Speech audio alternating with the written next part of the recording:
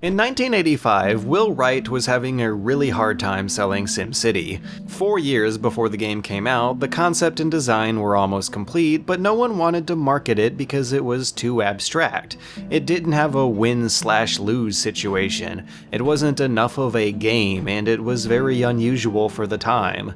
He described SimCity as essentially a running series of stocks and flows. Stocks are quantities like population and resources, and flows are the rates in which they change, like the death rate, the birth rate, immigration, and production. The player's actions affect those two variables, and the simulation runs them through some math in real time and attaches graphics to the outputs, and that's the whole game. It's funny how the more the world changes, the more it stays the same. When I was a kid, I regularly played SimCity 3000 for months. When I was an adolescent, I played SimCity 4 for quite a few weeks. And now that I'm an adult, I haven't spent any time at all with SimCity. I decided to buy Banished instead. And Banished really scratched that itch that SimCity left behind. In a lot of ways, it feels like old times. The debate over whether or not some things are games or not games is still going on, and that basic deconstruction of a city builder game being just a running process of stocks and flows still applies. I mean, I, for one, can't really picture these games working any differently. Anyways, Banished is built on the same tried and true style as the SimCities and roller coaster tycoons of your youth. You scroll the camera to important places, then you speed up the timer and wait for something important to happen, and then you react to it. You're tending a virtual garden that's constantly growing but probably decaying at a fixed rate unless you tweak things. And originally, I was expecting that process to be lethargic.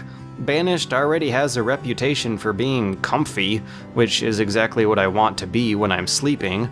The long-winded 30-minute tutorial had me dozing in and out of boredom, but that was before I founded my humble first settlement of Poop Town. I'd got a little starter farm going, some basic housing, and a trading port, and about 10 minutes later half the population starved to death during the winter.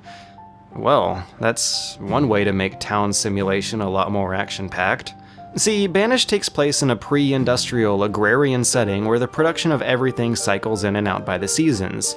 So a lot of your micromanagement and resource distribution has to be regularly altered to meet regularly changing demands, and winters are the rough, long haul that the whole year's work gets saved up for. Every winter is essentially a skill test for whether or not you are screwing something up earlier. If there is an antagonist in this game, then it is winter. You can't produce food during winter, and you consume a hell of a lot of firewood, clothes, and medicine, all of which are harvested as seasonal resources before winter, that still take a lot of time and effort to process into usable product during winter. Anyways, the hardened survivors of Poop Town eventually recovered their population, but not their productivity. They got kinda stuck in a rut of not being able to catch up with their predecessors, mostly because I clearly didn't know what I was doing. So I wiped my hands free of guilt and founded the humble community of Aston. With my previous years of experience, I felt like an agrarian god planning this new place out with the kind of efficiency that makes Poop Town look somehow undesirable. But eventually I ran into a new problem. Apparently, all the Astonians must have been really unattractive or bored or something, because after a few years, they just stopped making babies. And that's a really important thing to do, because babies grow up into workers who harvest the food and chop the firewood that helps everyone survive the winter. See, Banished is called Banished because the premise is that the townspeople who are founding your new settlements have been banished from whatever previous society they were in. Oh, no room for Bender, huh? Fine, I'll go build my own agrarian community with lots of farms and lots of houses. At first, I was expecting this to mean that the people of Banished were undesirables, that there would be some kind of thematic gimmick related to violence or crime, and as I often do, I was assuming the worst. Banished is a very raw, simple, and straightforward town builder that doesn't have such extraneous gimmicks. In actuality, the only element tying this game to its title is the fact that the land you build on is completely uninhabited. You're totally isolated from the outside world. The only visitors you see are the trader who stops by the port and the occasional wandering nomads who will apply for citizenship. Unlike most of the other city builders I played, immigration is not how you increase your population in Banished. Your citizens have to make new citizens with the current citizens. And the citizens in Banished are awfully greedy. They hoard food and supplies to themselves, and they also hoard housing to themselves. And that was Aston's major developmental issue.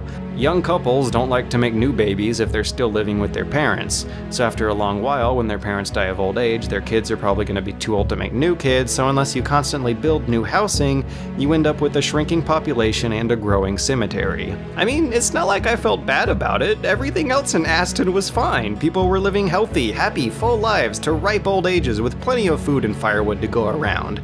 Their only problem was them just abstaining the town into a flaccid and uninterested end.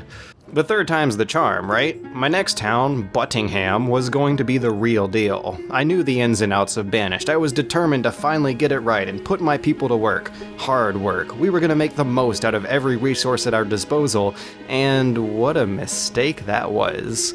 See, resource management in Banished is almost as unforgiving as its winters. Every building requires wood, stone, and maybe iron, and you gotta collect this stuff from the surface at first to build the houses and structures required to survive the first few years. But they're all so expensive that you're gonna run out of those surface resources very fast, at which point you build more expensive mining and forestry structures that generate those same resources but at a much slower rate.